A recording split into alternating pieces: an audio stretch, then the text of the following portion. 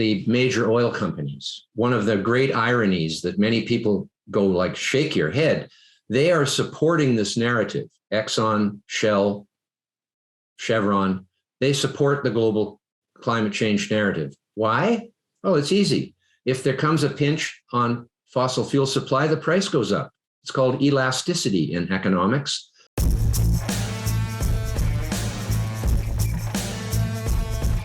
All right, guys, welcome back to Yanasa TV's As a Man Thinketh.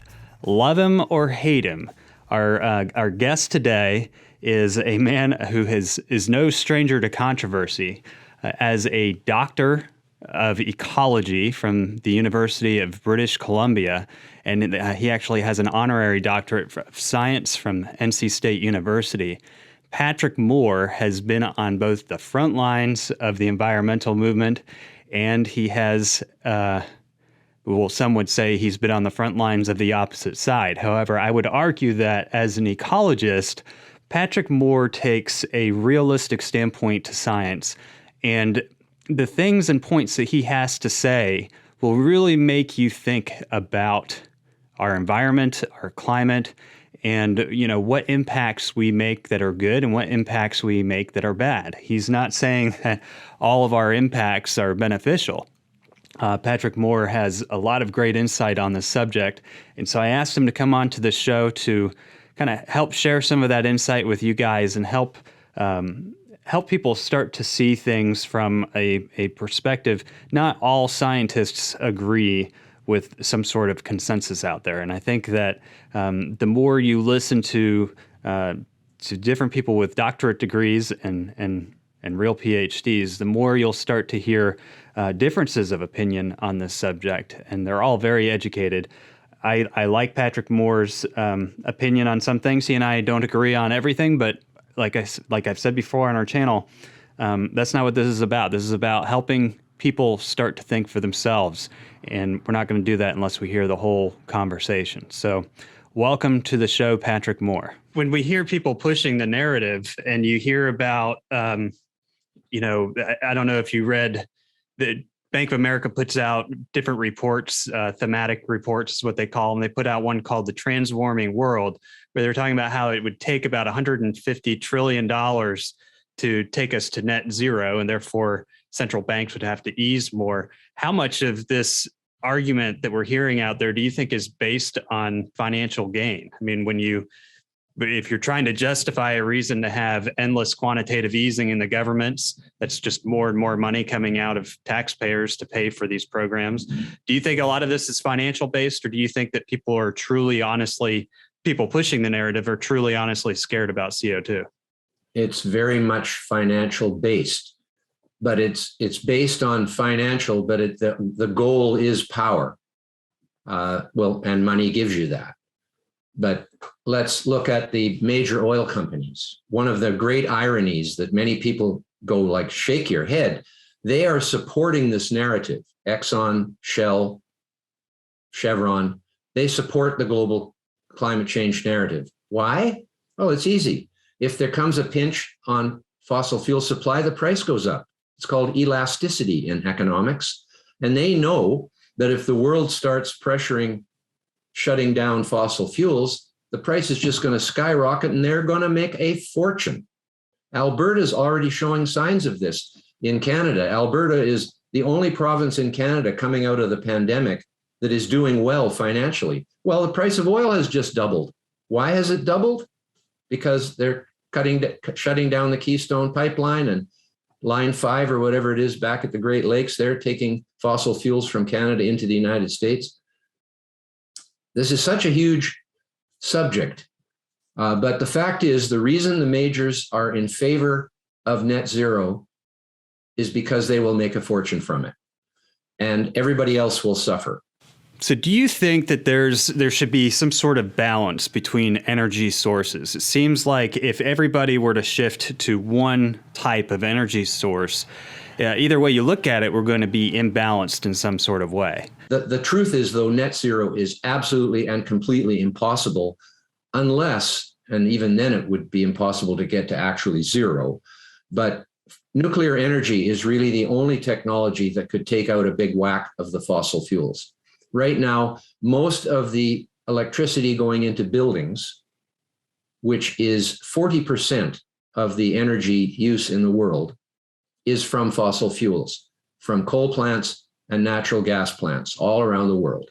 Only a very small percentage is from nuclear energy. 100% of the energy for everything that is stationary, in other words, doesn't move like a truck or a plane or a boat. Well, boats actually can all be run by nuclear energy, large ships, that is.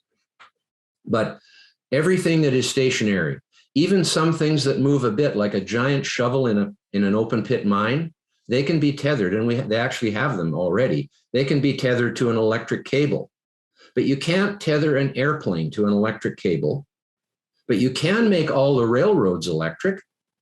But you can't make a 50-ton truck electric just yet. And you can't make huge tractors and combines in agriculture electric just yet. So we should save the fossil fuels for things that can't be done with other technologies. You can't do that with wind and solar. Well, they say they're going to have, I don't know how many batteries they think there's going to be in this world, as if everything could run on batteries. And that is not going to happen. It's like a tenth of 1% or something at this time for certain things. But do you think lithium, I know Greenpeace was recently protesting lithium. Do you think that lithium will even last that long to create that many batteries? And what do you think about the concentration of that much lithium in the batteries going back to the environment? Well, it's a good idea to invest in lithium now, because this fake thing is going to happen, right? Where everybody wants lithium because we got to make all these batteries. Just like the wind and solar technology itself, that is going to be a blip in time. I say may they rust in place, because the wind and solar technology, because of all the subsidies, tax breaks, mandates that require utilities to buy a certain percent of it and all that stuff, it looks like it's okay working, but actually it's a parasite on the larger economy. It is costing us money to do this that we don't need to pay. We could be making this electricity with nuclear energy, more hydroelectric energy. I mean, if this really was a climate catastrophe, why don't they put a dam on the Grand Canyon or Yosemite, right? Well, those are beautiful scenic places, I know. But if it was really an emergency, you would dam everything you could in order to get hydroelectric power, because it is running 24/7. And you know how much water you're going to get on the average year from all these rivers. We've already got a pretty good chunk of power coming from hydroelectric. It was one of the first technologies in New York, the Niagara Falls project, the Tennessee Valley project, the Columbia River project. All of those were really big additions to the electricity supply. But nowadays, the green movement is totally against hydroelectric. Apparently, there's not enough valleys and too many lakes or something. I don't know what it is, because really a hydroelectric project basically just turns a river and a valley into a lake. And there's nothing wrong with lakes. People like building their houses on the waterfront of them. And so we've got a situation where the green movement wants to end fossil fuels, but is against the two main technologies that could actually provide reliable economic energy to replace them. And the reason to replace them is not climate change. It is to preserve them for the future. Most people don't know that you can make coal into liquid fuel. They do this in South Africa. It's called Sasol, the name of the plant, South African something or other. And they did that because of the embargo. They didn't have any liquid or gaseous fuels. They found gas offshore now, but back then all they had was coal. So they built a huge factory to turn the coal into liquid fuel. Well, unfortunately, the traditional method involves using 2/3 of the coal to turn 1/3 of the coal into liquid fuel. Whereas if you had nuclear energy providing the energy for a coal to liquid fuel plant, and all this coal in the world now could be replaced pretty much by nuclear energy, that coal should be saved to make liquid fuels for transport. Because transport's not going to run on coal, but it needs something that can go in a pipe, in a car or in a truck or in a tractor. And liquid and gaseous fuels can go in a pipe to the engine. During the Second World War, Germany ran out of oil and diesel for running their machinery.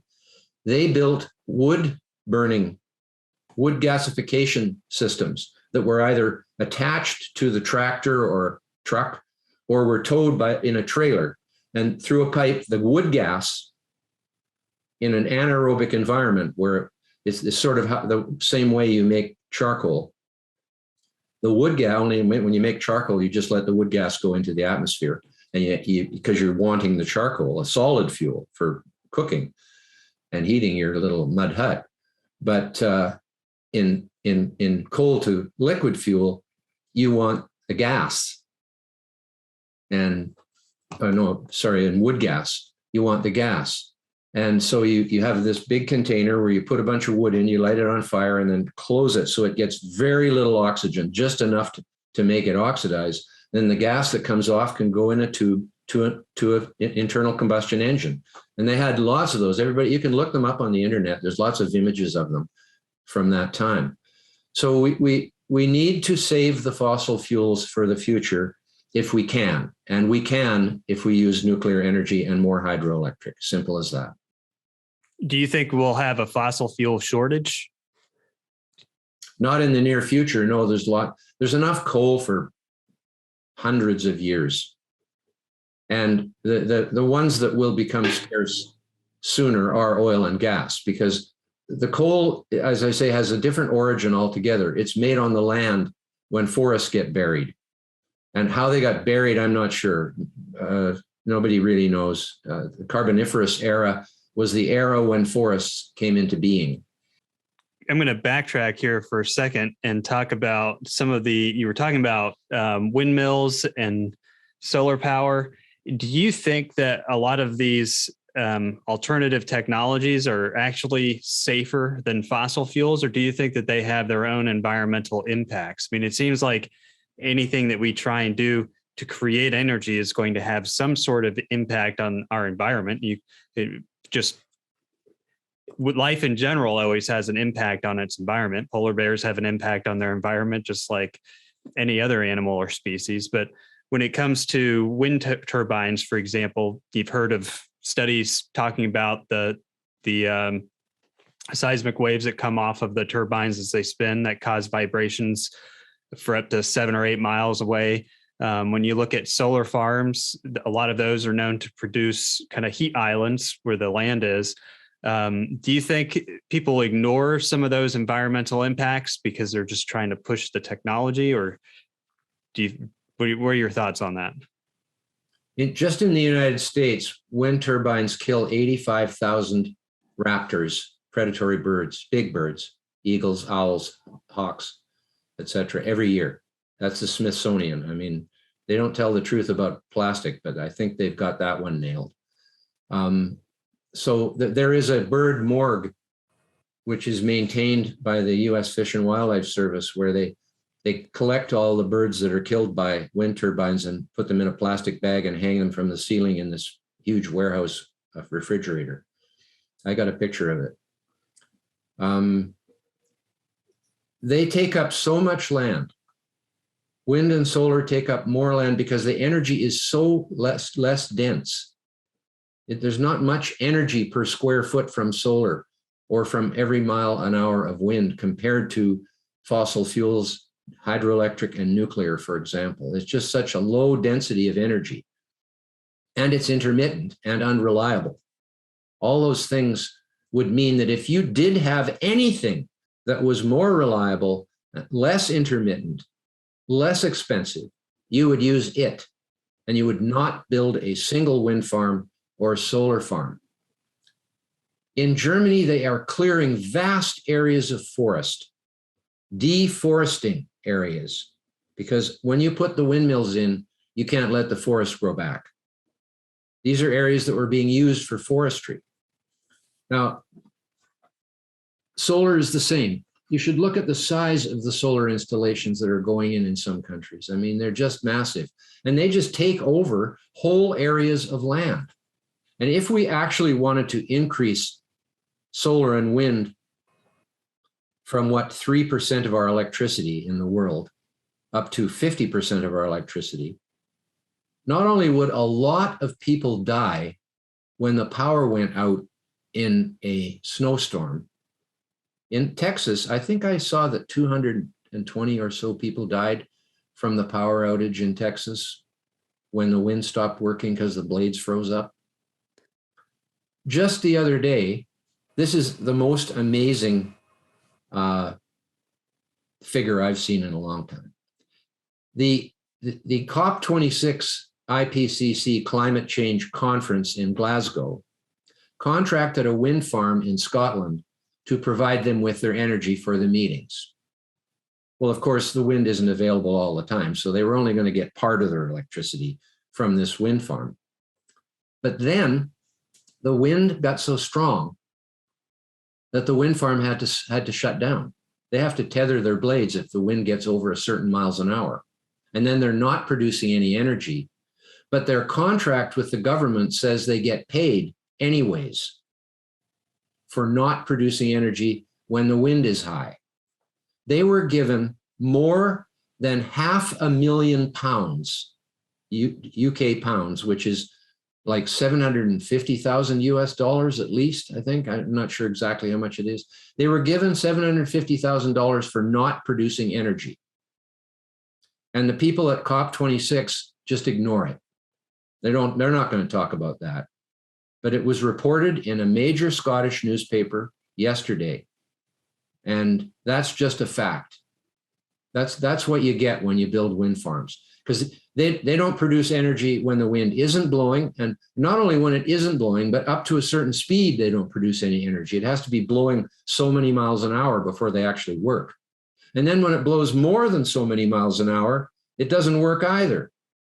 And then you've got the wind farms, which only work in the daytime, but not very well early in the morning and later in the afternoon because the sun is low and drastically reduces energy.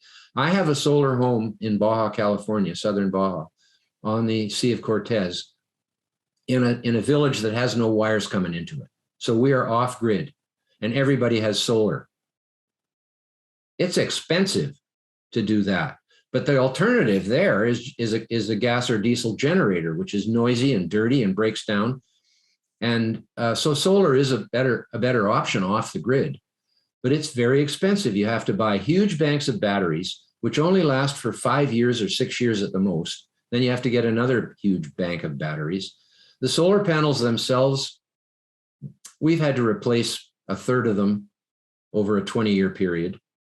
And it's a really neat technology. There's no doubt about that, but it cannot be deployed worldwide massively in any cost-effective or any energy-effective way. It's not just a high cost, it's that it's unreliable. And why would you build unreliable energy where then you have to back it up with reliable energy? Usually you use your most reliable source of something as your primary, not your backup. So they're making it so the gas plants that have to back up the wind farms and solar farms are only on for half the time. That means they become unprofitable because they're only producing half as much energy as they would have if they were the primary source. And it'd be stupid to back up a gas plant with a windmill because it might not be blowing when the gas plant goes down by mistake, an accident or whatever. So, because usually with reliable energy sources, they have what are called planned shutdowns, where they say, okay, 2 weeks from now, we're going to do maintenance on this gas plant, and it's going to be for 2 days. So everybody knows what's going to happen. It's not like a surprise like wind and solar are when the cloud comes over midday and shuts off all the solar panels.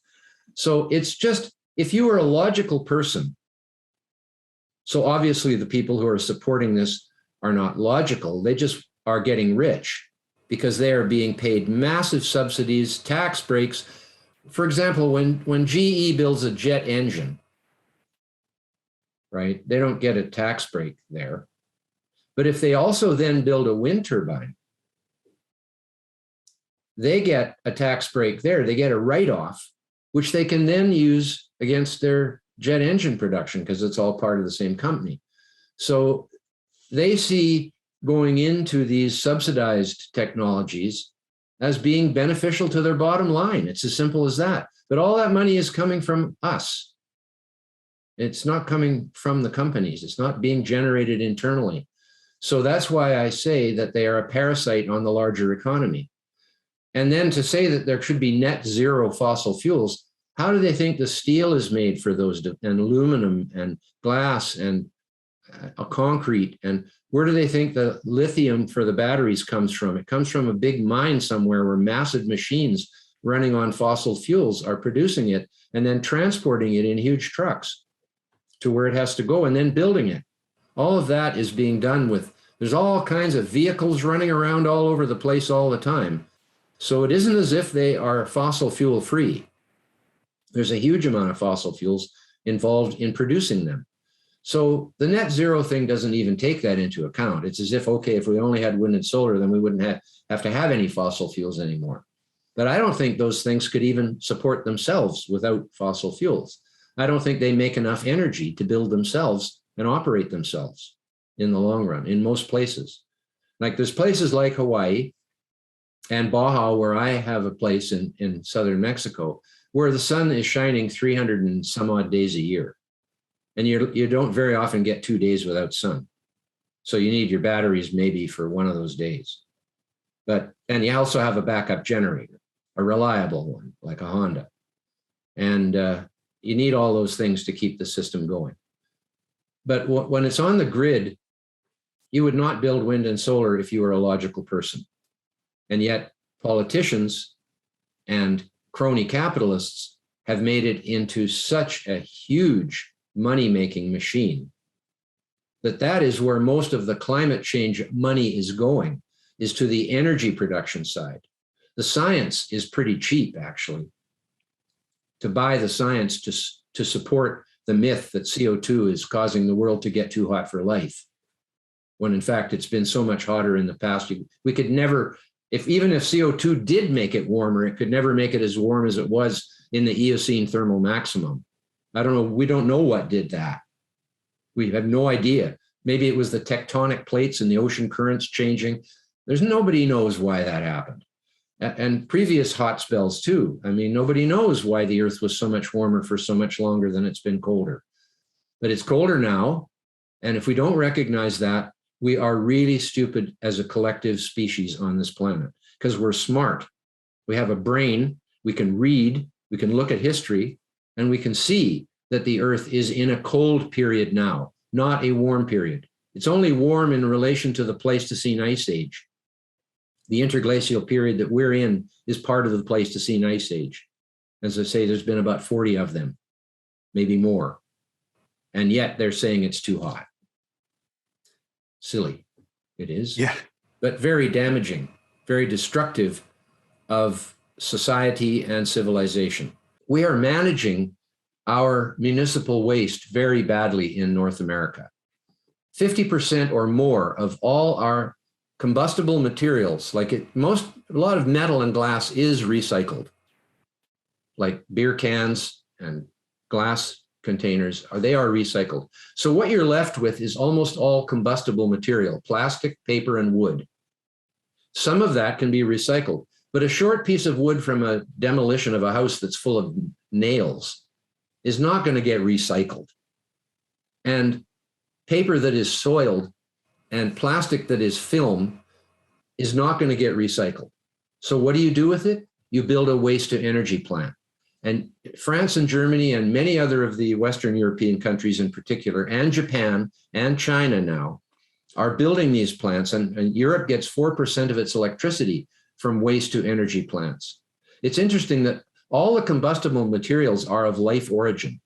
Plastic came from life, wood came from life, and paper came from life. You see, the reason there are any combustible materials in the world is because they came after the planet was so hot that it would have burnt them all to a crisp in the beginning. So the combustible materials are all basically from life. And we can put them into an energy plant with extremely up-to-date pollution control technology, as they do in Europe and Japan. They heat old folks' homes with waste from with garbage. In Japan, in the Minneapolis-St. Paul airport, all the trash bins say waste to energy because they have one of these plants. Long Island has one. There's a few in the United States, but the green movement opposes them, calling them incinerators and saying that it will reduce the amount of recycling. No, it's proven in my book with a very clear table that the countries that recycle the most also do the most waste to energy and end up with no landfills. Germany and France basically have no landfills. And same with Sweden and Finland, I believe. The graph is in my book showing all of the European countries and how they're doing with both recycling and waste to energy. And the Eastern European countries are still landfilling a lot of their waste, whereas the Western European countries have learned to use this material to produce energy. And even the metal, the nails that are in the piece of wood, comes out the bottom and it can be recycled too. It's a total of 100% recovery of materials, either for energy or the materials themselves. Patrick, thank you for joining us on As a Man Thinketh. I appreciate your opinions on these things, and I hope that everything that you had to say helps those out there want to research more and understand a little more about our ecology and how all of these things work together, and why there's a lot of fear out there that they don't have to buy into. And in fact, in my opinion, I think that this fear-mongering that's going on is turning people away from caring about our environment. I've always said that people you shouldn't have to scare people into caring about their environment. It's something we should all naturally want to do for our environment. But when you start to throw out misinformation, or you start to throw out things that just aren't scientifically accurate, they can't be scientifically accurate, what it ends up doing is it actually turns people off from caring about the environment. And that's the last thing that anybody wants. And so I appreciate your thoughts. I think that it's important that we look at things from a scientific reality. And then from there, people can decide, how they want to move forward. They don't have to worry as much about how every little thing that they're doing is impacting the environment, but they can start thinking about how they want to treat their environment and make it the most productive use of their footprint.